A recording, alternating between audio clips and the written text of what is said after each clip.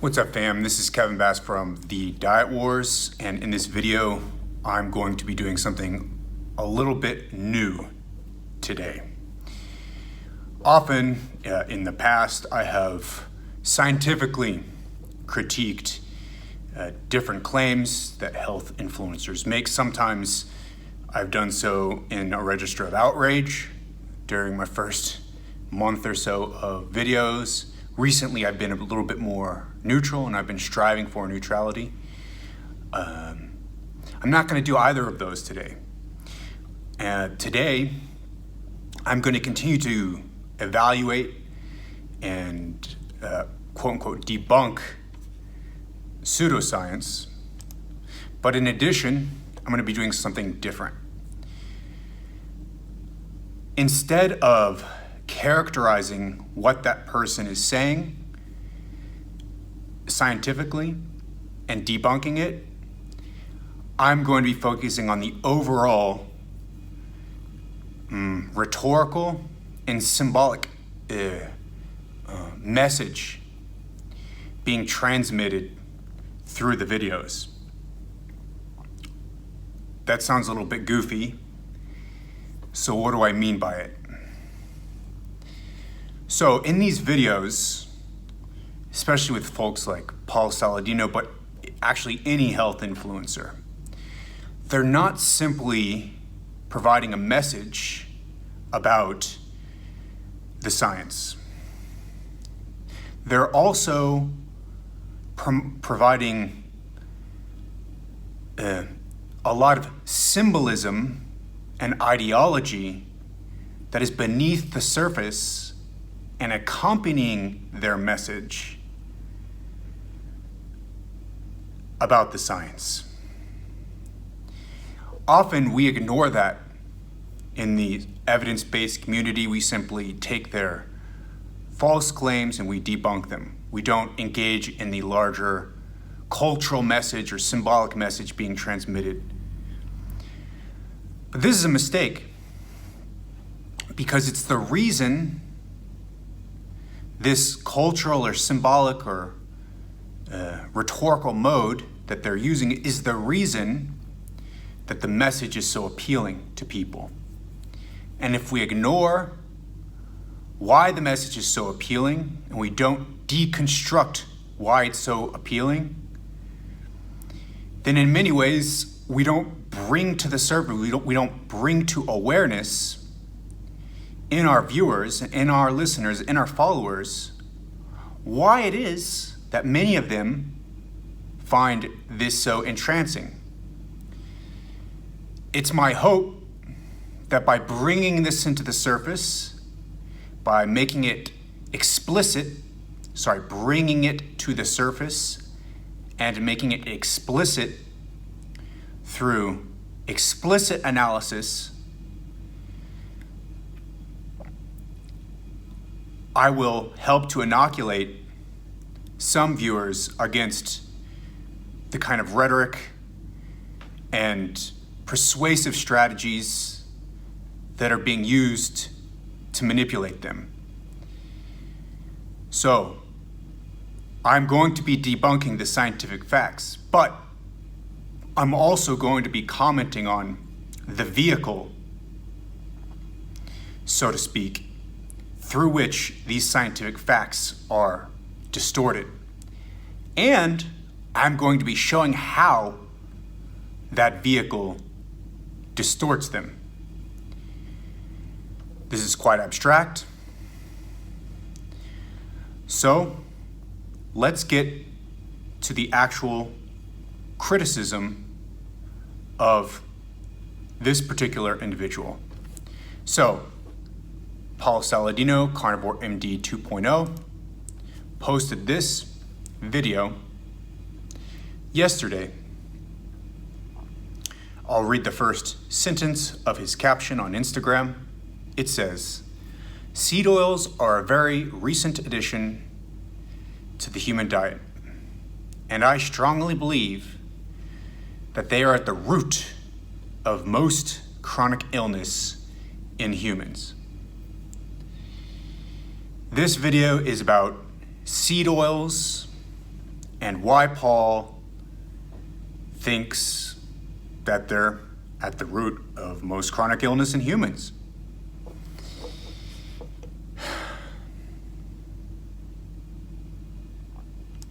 We can start by pointing out that there's a certain power in the claim that I have discovered, or he has discovered, or anyone has discovered the root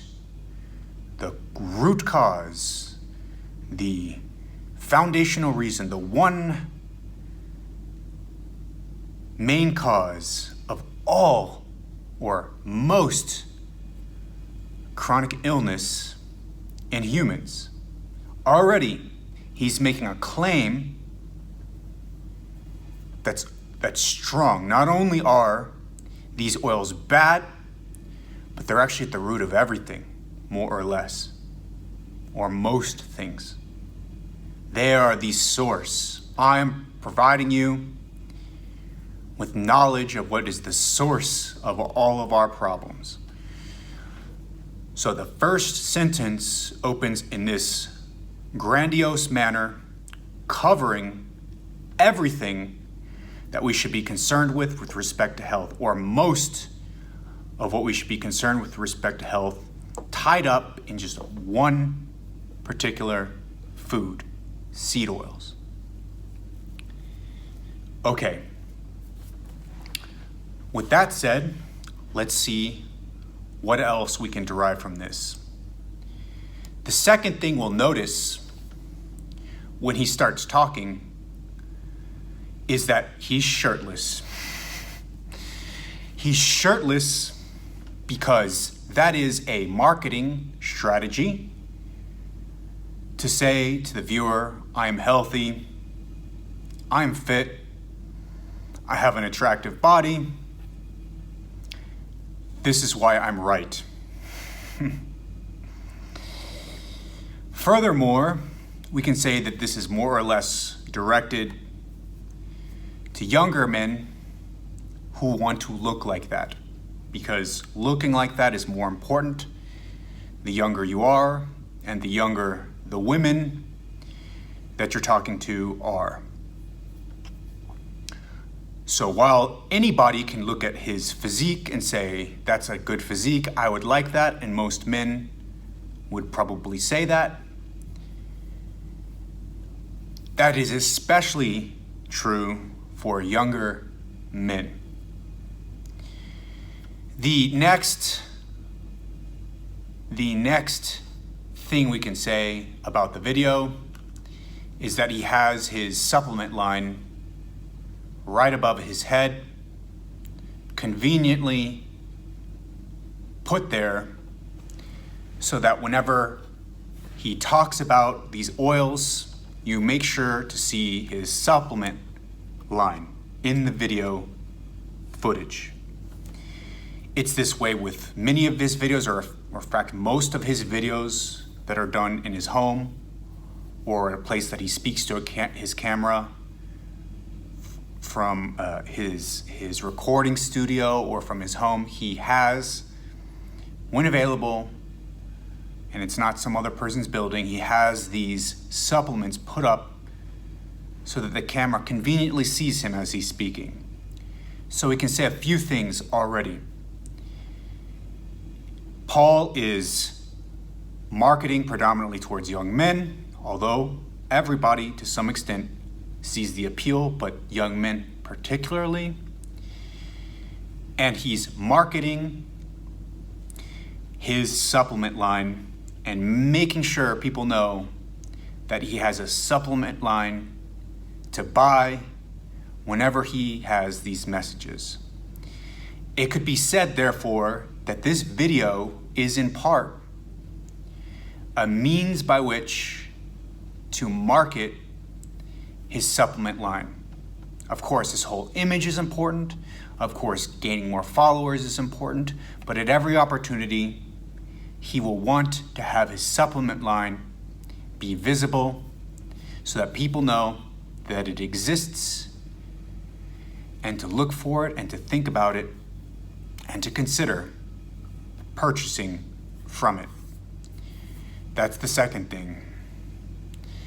He has placed on the counter in a row these different oils and fats, arrayed much as the supplement line is arrayed behind him, carefully to be presented to the camera as the camera pans across the room as he discusses. The next thing we're going to be talking about is his claims. These seed oils were originally created as machine lubricants. These seed oils were originally created as machine lubricants. Machine lubricants are bad to be eating. It's not good to eat machine lubricants. We are not machines, we are humans. Don't eat machine lubricants. That's nasty. Why would you eat a machine lubricant? Why would you eat a toxic substance? Because surely machine lubricants are probably toxic. It sounds like something toxic to eat. The fascinating thing is there's no basis for this. Vegetable oils were not created as machine lubricants, although in 2022, it's being looked into for that purpose. In the late 19th century, seed oils were originally created for use in soaps. We can find this in this article, How Vegetable Oils Replaced Animal Fats in the American Diet, by Drew Ramsey and Tyler Graham in The Atlantic, and another more paleo-friendly version of this could be found in Denise Minger's book, Death by Food Pyramid, in the opening chapters. In this article, it points out that Procter & Gamble originally wanted to replace animal fats and soaps with something cheaper that they could make soaps with but not have to use animal fat. They could mass produce soaps for a new industrial age in America. Now, the first thing we can point out is that, in fact, the story is turned on its head. It's actually animal fats that vegetable oils are replacing as they're originally invented. It's not machine lubricant. Incidentally, machine lubricant, one of the things that is used for machine lubricant is lard. Lard is actually a machine lubricant. Unlike vegetable oils, lard actually is a machine lubricant, which is the irony. But in any case, he makes this up, that these are machine lubricants, because it's a powerful rhetorical strategy. Obviously, a machine lubricant is not something you want to eat. That's why he says it. I've been involved in this space with vegetable oils and paleo diets and carnivore diets for over 10 years. I have no idea where the machine lubricant story comes from. It's not based in any fact, but it makes for an amazingly good story and an amazingly good way to demonize vegetable oils, and that's why it gets spread around. So, off the bat, he is demonizing them by saying something that's not true, but it's an effectively powerful way to demonize them, which is why he says it despite the fact that it's not true. That is his strategy for making this statement. Okay. And they should have stayed that way. And they should have stayed that way. Get out and stay out. What? Okay. keep.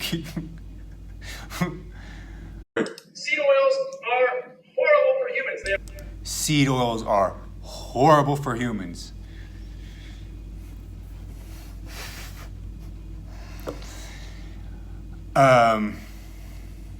He says they're very high in linoleic acid, And he has a source PMID that pops up above the screen. And then he has at the bottom of the screen a citation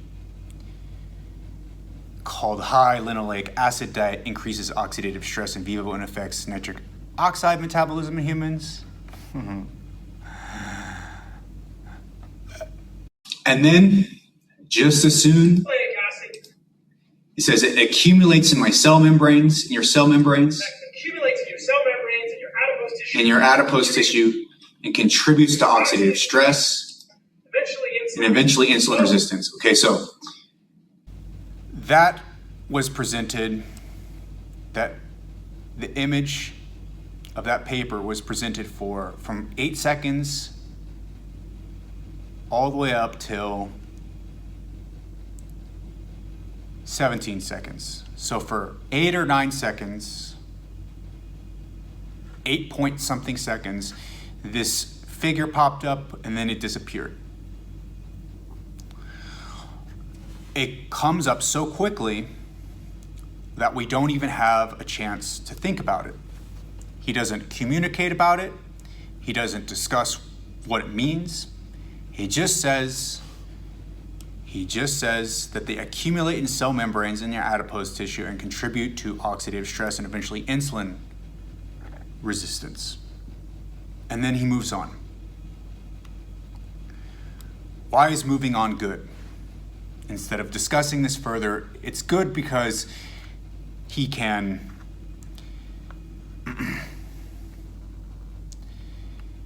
say oxidative stress, and that sounds terrible, but it doesn't mean anything necessarily. What does oxidative stress actually mean? What is oxidative stress? Why is it bad? But it's stress, and since he's a doctor, he's clearly an expert citing scientific papers, it must be a bad thing. This is the strategy. To show 8 or 9 seconds of this paper, to invoke the words oxidative stress, insulin resistance, accumulation in the adipose tissue, like it's a toxin accumulating, causing oxidative stress and insulin resistance, and then moving on rapidly to something else before even asking the question, why is this important? But I am here for you, my friends, and I'm going to explain why this is or is not important. We will start with the paper that he cited. It's called A High Linoleic Acid Diet Increases Oxidative Stress in Vivo and Affects Nitric Oxide Metabolism in Humans. Now, this would take 20 minutes, 30 minutes to fully pick apart, but this is an extremely low quality study. I can't even figure out exactly how it was conducted. For some parts of the study, the diet is very tightly controlled. For other parts, they just tell people to eat butter and other sources of saturated fat without controlling the intake and providing the meals. They don't report any changes in biomarkers. They don't report any changes in weight. I don't even know how the body weight changed or did not change. Did they gain or lose weight? That's important for knowing how physiology is being affected.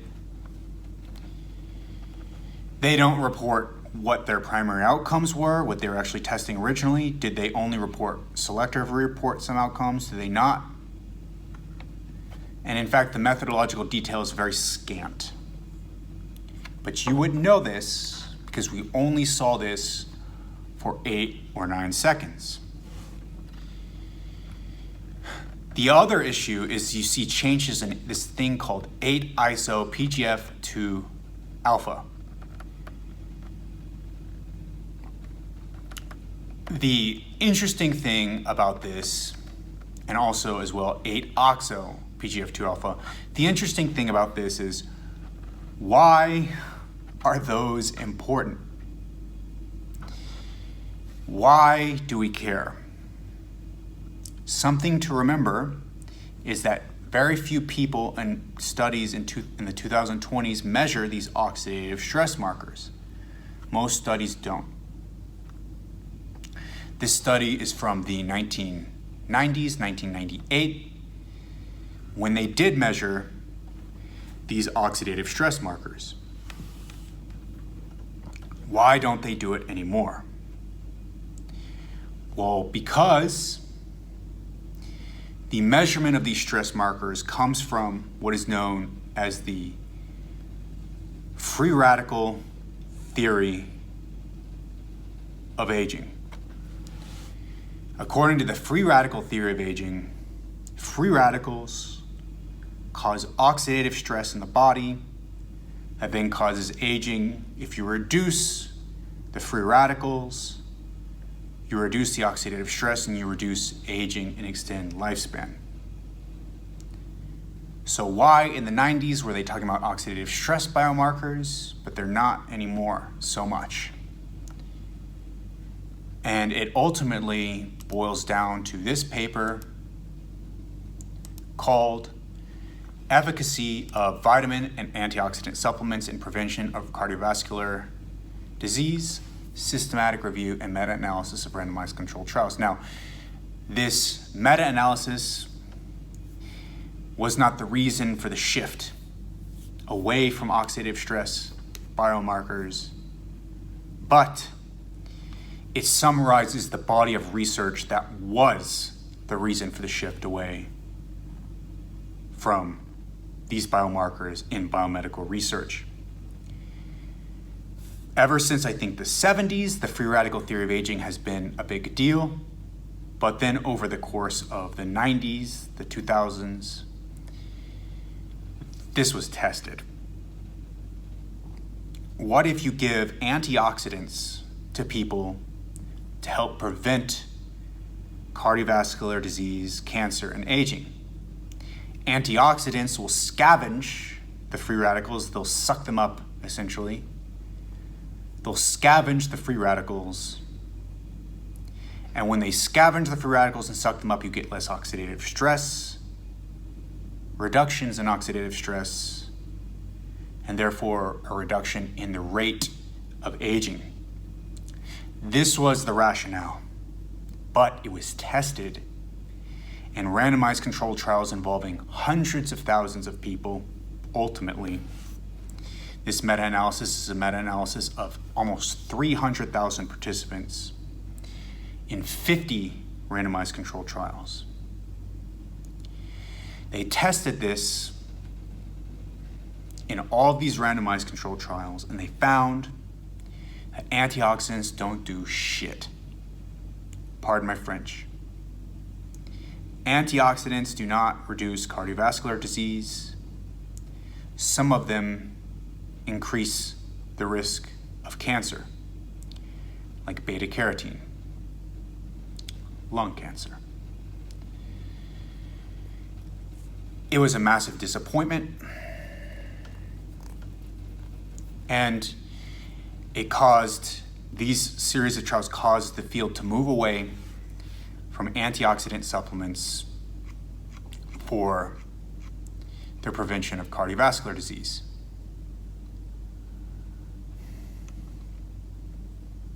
Let's look at a bit of those supplements, in particular, the antioxidants.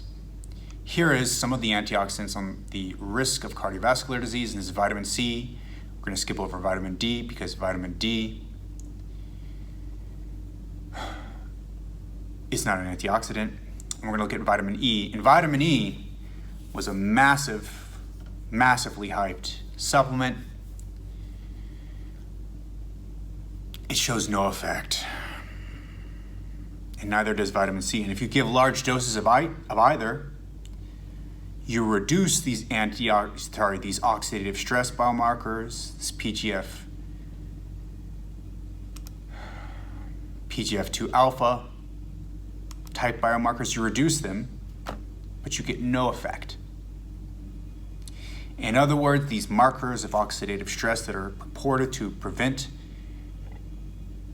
or to cause aging, if you actually reduce them by reducing oxidative stress and reducing free radicals in the body, you do not get a reduction in aging. In other words, the free radical theory of aging is wrong. But when you simply go on your video and present it as if it's right, as if it's harmful, something to be afraid of, these free radicals, this terrible oxidative stress, if you do that on your video, and then you only do it for 8 to 9 seconds, and then you run through it quickly, and then start talking about insulin resistance, and then all sorts of problems with seed oils, as it says, all sorts of problems with seed oils, and he looks shocked and angry, and you should be too, according to him. But, in fact, this is not true. Okay. It's even worse than he says. Because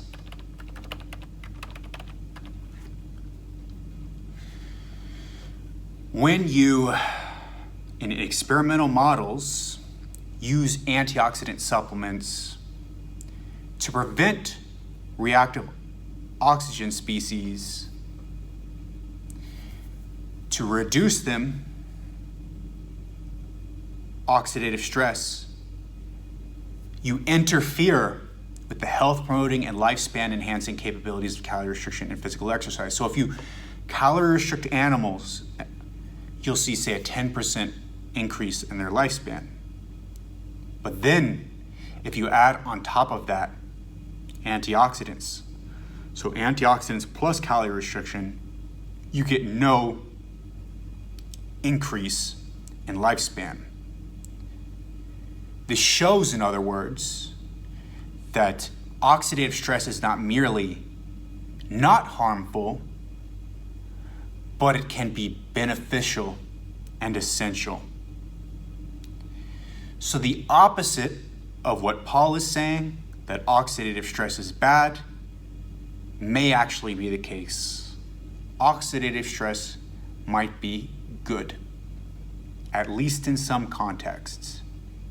We don't know if that's true for seed oils, which seem to, in this poorly designed study, increase oxidative stress biomarkers. But we do know that for certain interventions like calorie restriction and physical exercise, it is true that you need reactive oxygen species and oxidative stress in order to get longevity benefits. Paul never talks about any of this. He just gives us 8 to 9 seconds, shorn of history, shorn of an understanding of the last 20 years of biomedical science with respect to reactive oxygen species and the free radical theory of aging, and then says, this is so terrible. That is Paul's strategy. Is it intentional? Does it matter? He's not using his curiosity to fact check it if it's not intentional. So in a certain sense, it is intentional because he's choosing not to learn. These things are easy to learn if you're interested and is obsessed about the subject as Paul is. He's choosing not to.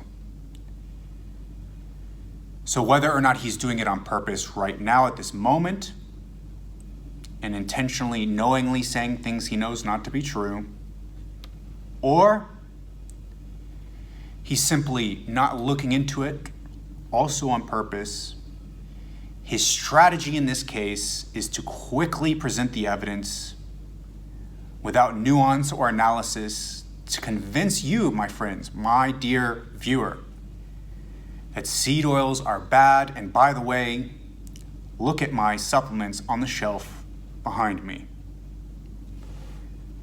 You might consider buying those.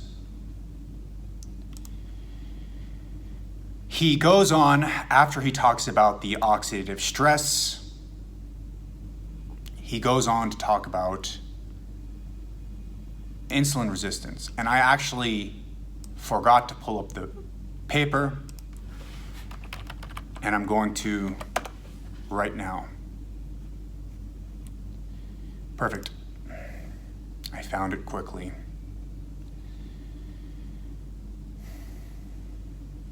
In fact, if you look at the randomized controlled trial literature again, in this case, 13 studies with 19 comparisons of plant-derived polyunsaturated fats with control. Plant-derived PUFAs, that's polyunsaturated fatty acids, that is to say seed oils, did not significantly affect fasting glucose, but lowered fasting insulin by 2.6 picomolar. That is to say, for the same amount of glucose disposal, you needed less insulin. That is the definition of improved insulin sensitivity.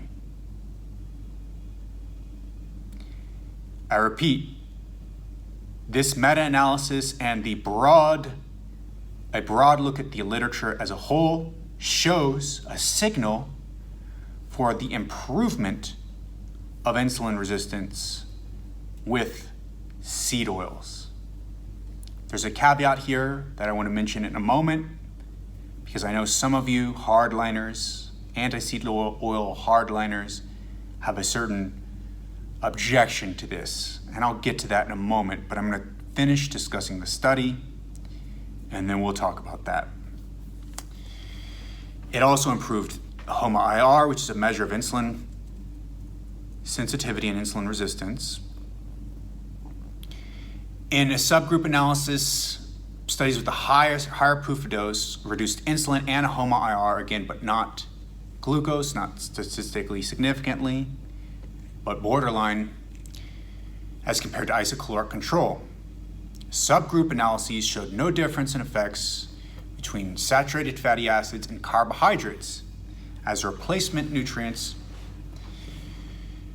Evidence from randomized controlled trial indicates that plant-derived PUFAs as an isocaloric supplement for saturated fats or carbohydrates, it doesn't matter, carbs or saturated fats, probably reduces fasting insulin and HOMA-IR in populations without diabetes. It doesn't get any clearer than that. Seed oils do not cause insulin resistance. What is the caveat I wanted to mention? The caveat is this. If you're adding seed oils to your diet, especially in the form of ultra-processed foods, yes, you might eventually get more insulin resistance because you're going to get fat. If you eat more calorie-dense, hyperpalatable foods, you'll increase your risk of becoming fat. And becoming fat increases your visceral adiposity, that is to say the fat inside your body, and in particular in your liver and pancreas. And this fat causes insulin resistance. But let's do a simple bit of thinking about this. If you replace those seed oils in those highly processed foods, let's say donuts, you replace them with butter, what's going to happen? You're going to get the exact same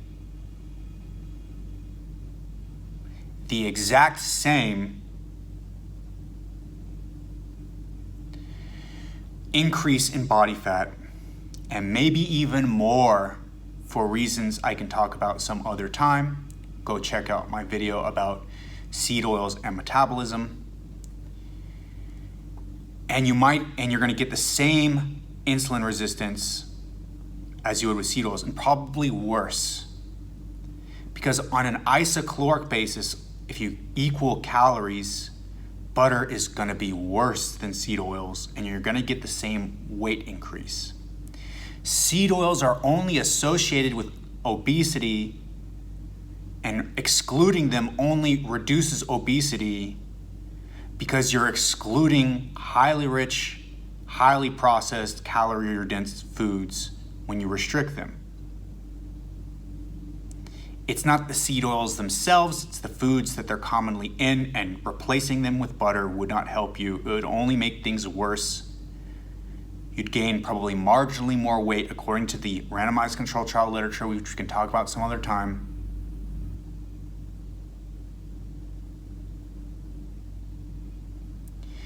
You'd gain marginally more weight and more insulin resistance as a result of replacing seed oils with butter. They're not gonna help you.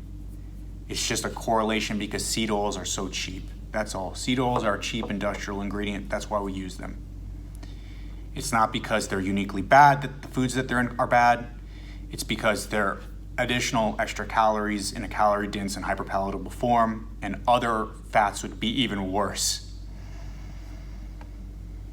That's the caveat for the seed oil bros, the anti-seed oil bros out there. I'm talking to you, I'm trying to explain to you what the science is. And it's not because the science is filled with conflicts of interest.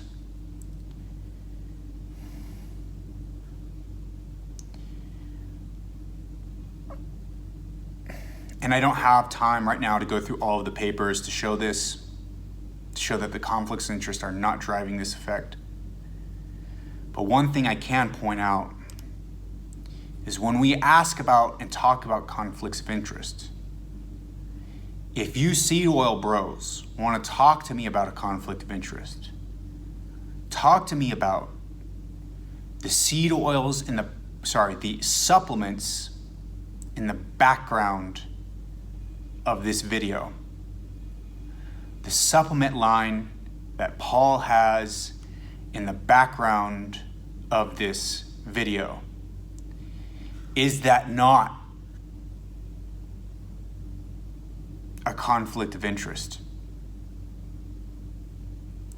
Is Paul not saying that the benefits of the so-called alleged benefits of these seed oils is not important? What is important is my supplements. Eating animal foods. Don't listen to the health industry, listen to me and buy my products. Don't listen to the scientists, those weasels. Listen to me, shirtless me, handsome me, who clearly knows what I'm talking about. Listen to me and buy my products.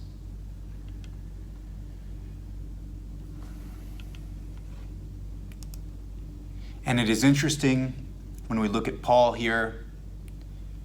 He seems to be almost at one with nature, right? Shirtless, muscular, lean, almost sun-weathered,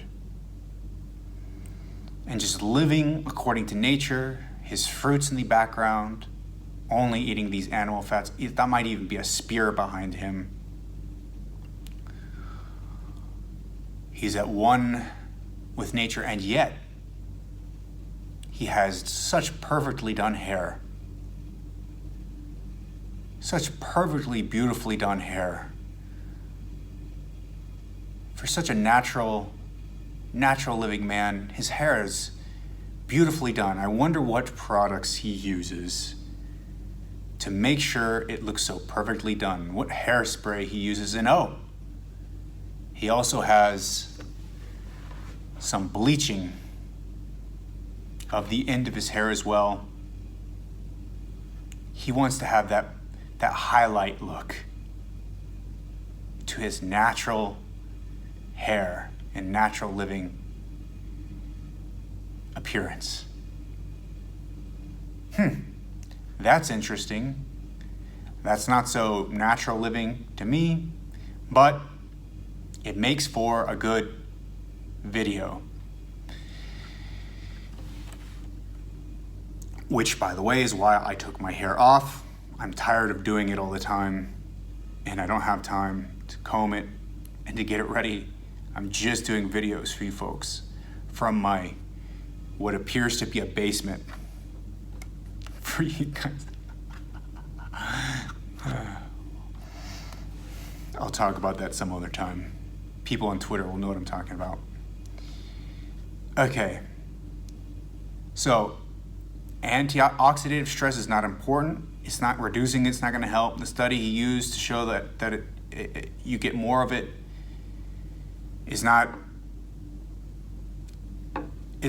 a good study. It doesn't even matter in the first place. It may even be a good thing, not a bad thing. Oh, race.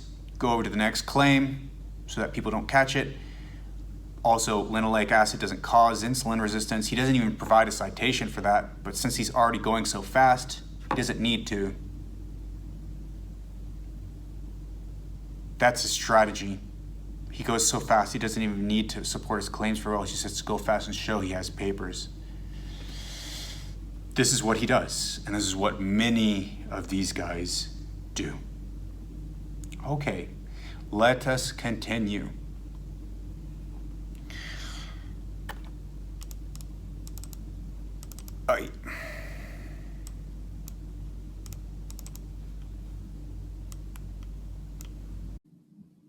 All sorts of problems with seed oils. So there's all sorts of problems with seed oils, not only the ones that I'm talking about, which I've just shown don't exist, but there's all sorts of problems with the terrible, terrible seed oils. Okay. Get them out of your diet. Get them out of your diet, full stop. Corn, canola, soy. Corn, canola, soybean, blah, blah, blah, blah, blah. Rapeseed, etc. Garbage. He mentions them all. Garbage. Now he goes on to olive oil and avocado oil. Why would you use these fats when you could use much more nutrient-rich fats like tallow? Much more nutrient-rich fats like tallow and butter. They have more nutrients in them. Tallow and butter. He points out tallow, they're nutrient-rich sources. And how does he establish that they're nutrient-rich? Let's see. Essential. They're higher in essential nutrients like stearic acid. They're higher in essential nutrients like stearic acid, right? And for that, he quotes this paper called Stearic Acid Regulates Mitochondria in Vivo in Humans. It starts at 32 seconds. And it disappears at 30 seconds. So for 3 or 4 seconds, 3-point-something seconds, he shows this reference on stearic acid. Now, interestingly,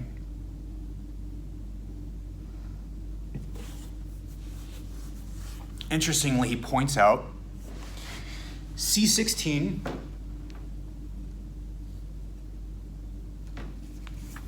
which is called palmitic acid.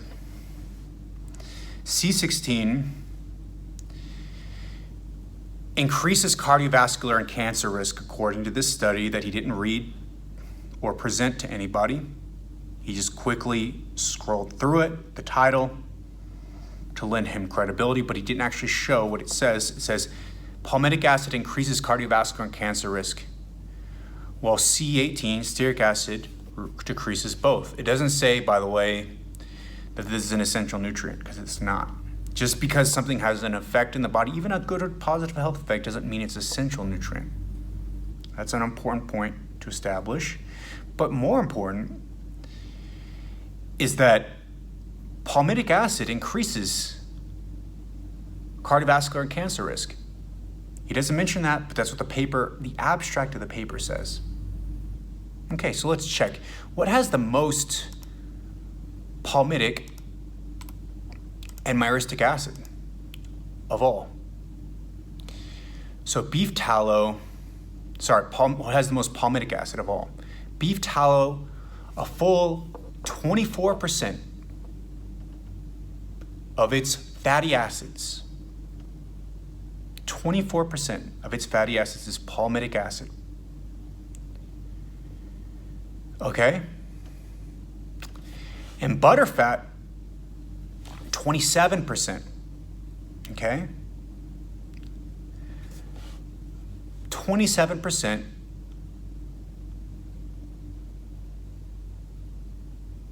of butterfat is palmitic acid. That's higher than anything else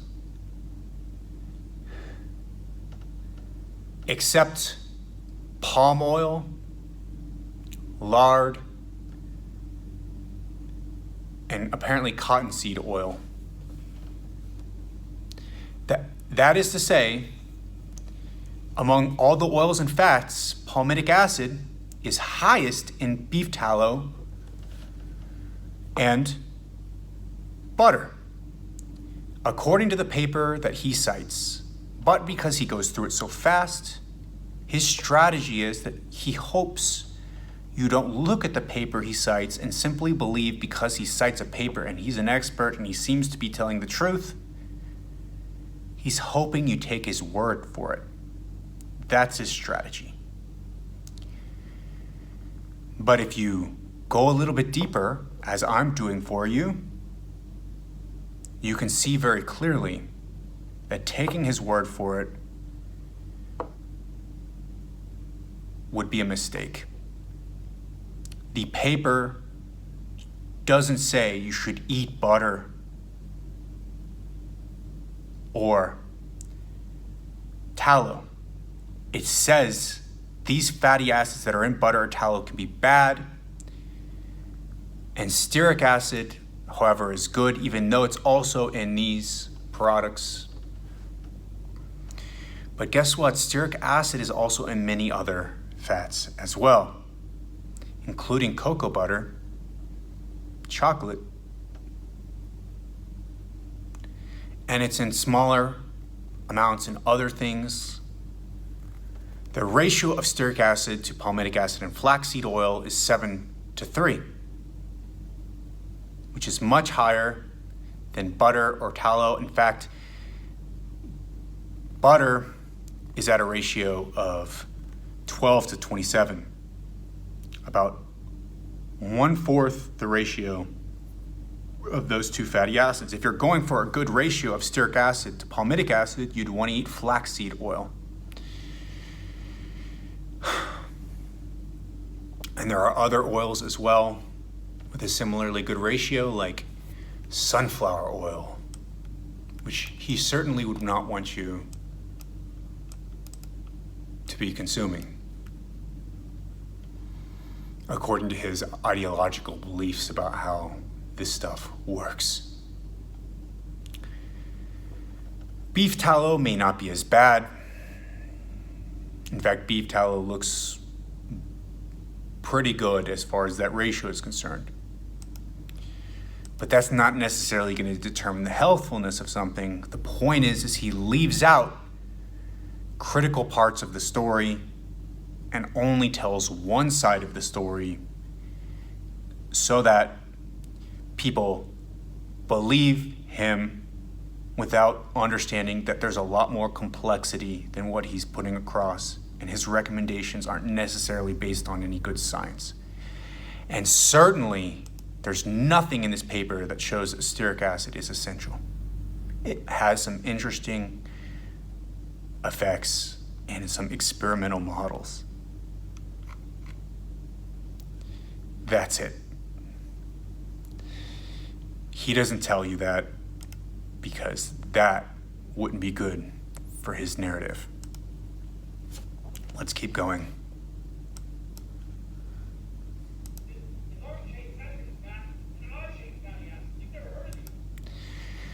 All right, now he talks about odd chain fatty acids.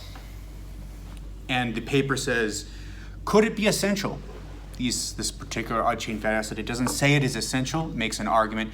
And interesting, I read this paper because I went ahead and I read the papers that he cited. Because I'm going to be a nerd so that you don't have to be. I read this paper and it only showed in an animal model of metabolic syndrome in some freaking human cells that secreted inflammatory markers in a test tube that this odd chain fatty acid was good for health, causally.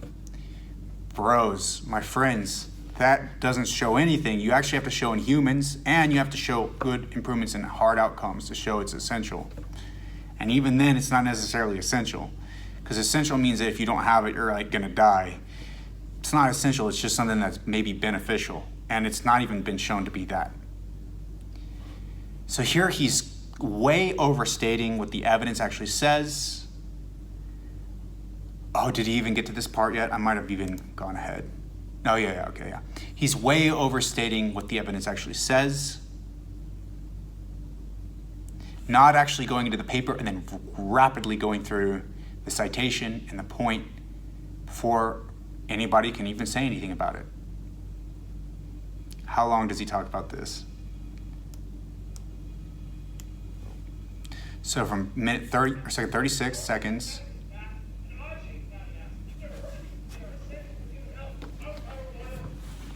to like 42 seconds, so 5 seconds he talks about it. Okay, they're essential for health. You've never heard about them. You know why you haven't heard about them? Because this is some bullshit cell culture study, bro. That's why. That's why.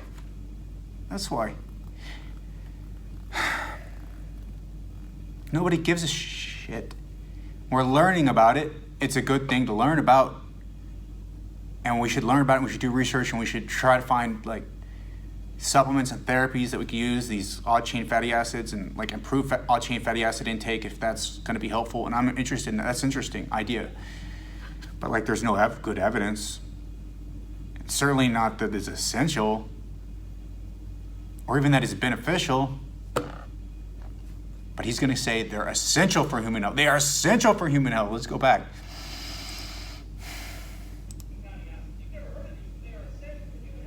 They're essential for human health. That is his strategy. Okay? So either he's just grifting, because he's probably smarter than this, or he has some sort of psychological issue that he really needs people to listen to him. Which is not really a psychological issue, it's normal. We don't want people to listen to him, but like sometimes people like have it to such an extent they're willing to compromise on the truth. So I don't know. I don't know what the reason is, but what I do know is that he can't be this dumb, right? He's making these insane claims that have nothing to do with the scientific literature. He's acting like they have everything to do with the scientific literature. He's quoting them. He's running through the scientific literature. But they have no basis. Okay. It's important to point out what the research actually does say about the relationship between these cooking oils and fat consumption. So butter versus, say, canola or corn oil for that matter. And this is a study from 2021 in 500,000 people in the United States. So they looked at what is the intake of these cooking oils, or cooking fats as it were. And then they asked, okay, so based on how much each person consumes, what is their mortality going to be? And so here we see very clearly that butter is associated with almost a 7% increase in mortality per tablespoon. That's just 1 tablespoon per day. So let's say 5 tablespoons would be 35% increased chance of dying. And then olive oil, on the other hand, is associated with a 3% decrease. So if you replace butter with olive oil, that's about 10% difference for every tablespoon of butter replaced by a tablespoon of olive oil. Similar effect as well for canola oil, but the really important thing is just adding butter is a big problem. The more butter you add, the massively increased risk. Now, if you add canola oil instead, you're going to get a slight reduction in risk, but butter is overwhelming in terms of its increase in risk. And this is consistent with much of the data on cardiovascular disease and the relationship with LDL cholesterol. Canola and olive oil reduce LDL cholesterol, while butter increases it. So no matter how many odd chain saturated fatty acids you actually have, it doesn't matter, because LDL cholesterol is going up if you're eating butter, which is an important and well-established biomarker for cardiovascular disease, while oxidative stress is not. And this is total mortality, not even heart mortality, okay? This is total mortality. And yeah, so it's an important study, and there's a bunch of studies showing this sort of thing. The more butter you have in the diet, the higher risk of heart attacks and deaths. The more canola and olive oil, but especially olive oil you have in your diet, the lower the risk of these outcomes. And this is in consumer grade olive oil, not necessarily perfect olive oil. It's in olive oil that's been cut with vegetable oils.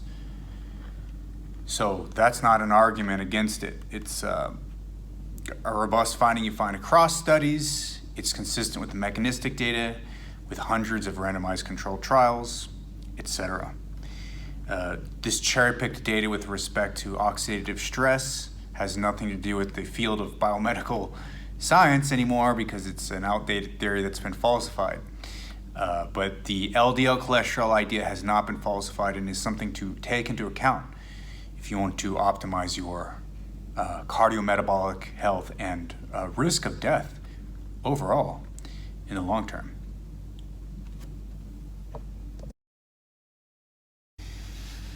All right, my friends, and then he starts talking about avocado oil.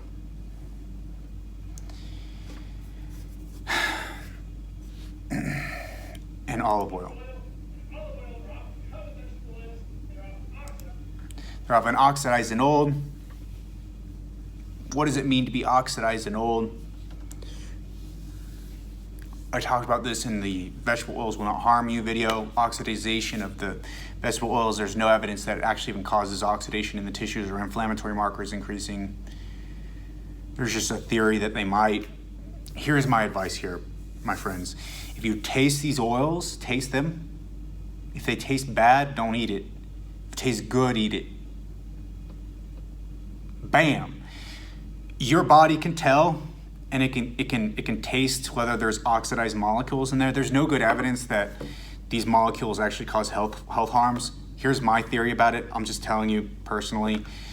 Look, if you have a health problem, like a compromised, gut integrity, or like you have gut issues, or like you have some sort of like chronic disease, right? And it's some sort of inflammatory condition, your body may be less able to cope with stresses, right, from these oils. And in those cases, maybe these oils might contribute to worse outcomes.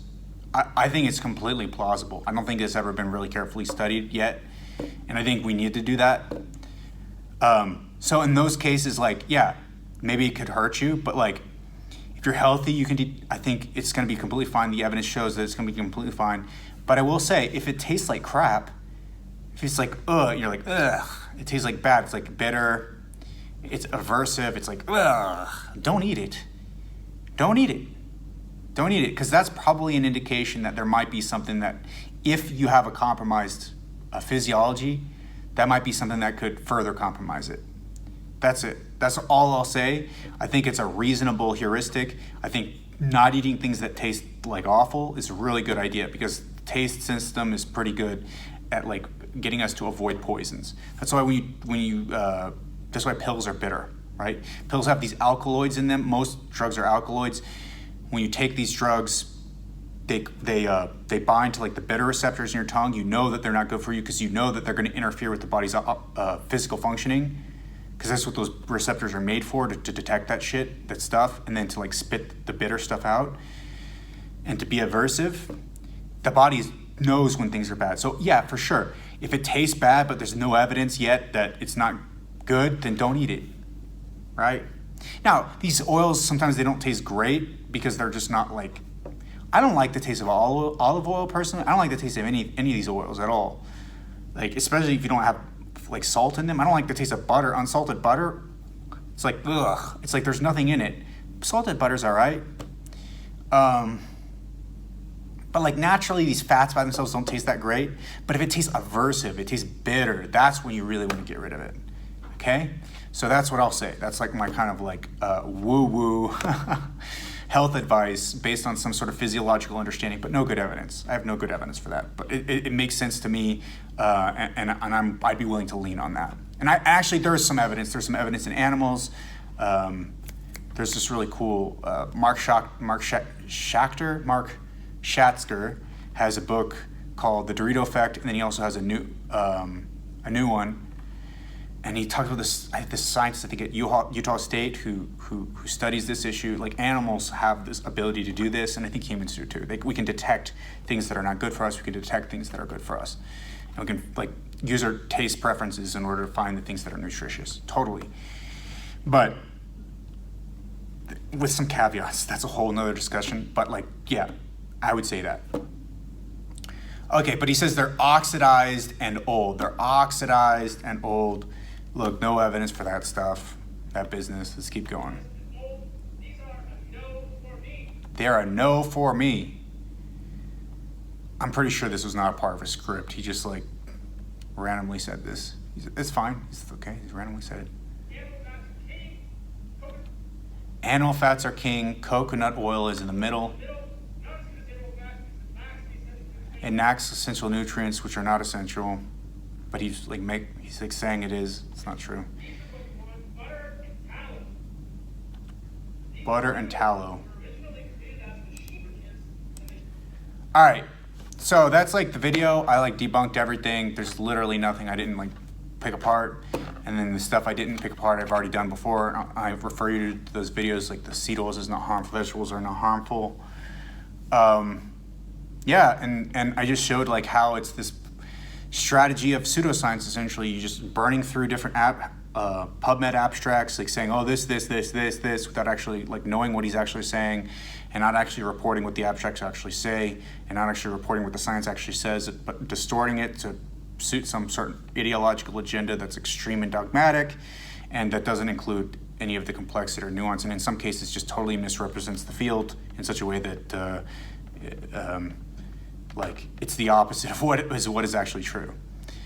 He doesn't provide any history. I don't think he understands a lot of the basic biology of oxidative stress, to be honest. And he just says this stuff because maybe he believes. I'm not really sure if he believes it or not. All I know is that he has a really large platform and he makes a bunch of money from this stuff. The more he promotes this ideology, this framework that animal foods are good, that plant foods are bad, therefore buy his supplements, because my supplements are animal foods, which are the best of animal foods.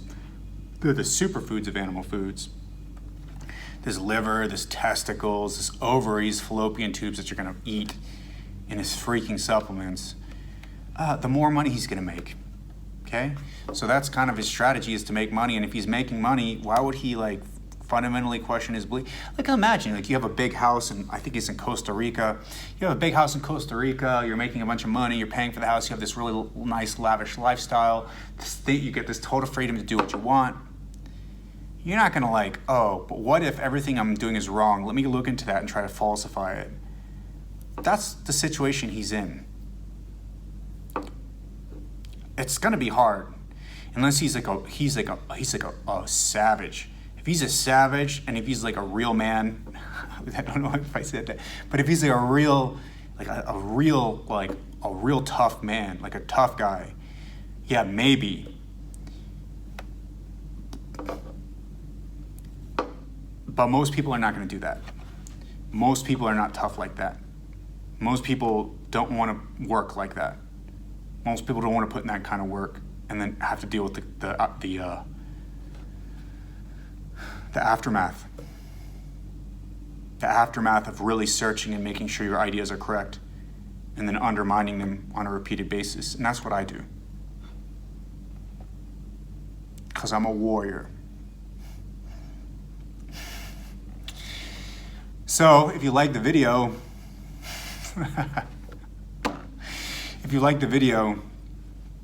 check me out on social media, Twitter, Instagram, TikTok. Check me out on Patreon. Please give me some money. Send me some money for this stuff, because I got the best stuff. I really do. I have the best stuff. I have some of the best stuff on nutrition social media in the English-speaking world. MFers, I got the best stuff. So check me out on Patreon, Kevin N. Bass, KevinnNBass.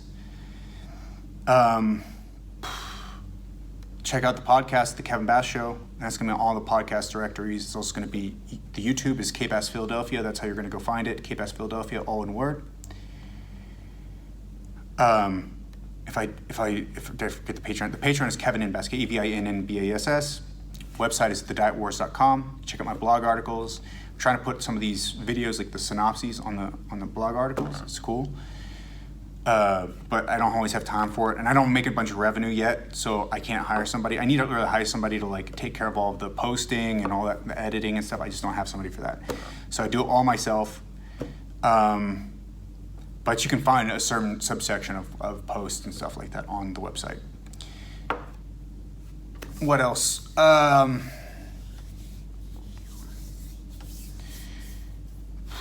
Rate, review on the podcast. Also, the one thing is, if you're listening to this as a YouTube and you're on YouTube, just take a second to go down to the bottom and make a comment. You can even just say algo. Just say algo. Just make a comment and then like. If you could like it, that would be awesome. Please like it. So please like this. Please like this, and also subscribe. If you think I'm doing a good job, subscribe. Hit that subscribe button so that you are then exposed to the new videos as they come out, and they're going to come out a substantial amount. You're going to have a lot of Kevin Bass, if that's what you want. And I recommend it. I recommend it highly. So, but definitely make a comment as well. Comment, subscribe. Hit that subscribe button now, and then comment now. Thank you, if you can. Cool. So, there's probably one more thing. If you want to be a Patreon subscriber and ask a bunch of questions as a Patreon subscriber, send me some direct messages. You can also do consultations where I can talk about some of the stuff that I've been talking about. We can talk about it directly between us. I give you some more details and fill you in on some more details about what the stuff is about and what the practical applications are potentially. Because I work with I work with people who work with the best people in the world. Like, I work with some people who work literally with the best people in the world. And I'm good friends with like many of the best people in the world. So I can help. And so sign up, check out my consultations link on my webpage, and that would be awesome. I'm sure there's something else. So there's always like one or two things I forget at the end of this. I should probably have like a list, but whatever. I hope you enjoyed this. Hope this is useful for you. Hope you thought this was cool. If you think it was cool, like, let me know. Let me know. If you think it was bad and you're like, it's insufferable to you, and you just hated this completely, let me know too. I would like to know that too. But if you think it's awesome, like, really let me know. Because we always get a bunch of haterade on my comments and stuff. So the less of that, the better. The more love. So send me some love. Appreciate it. It's Kevin Bass out. Peace.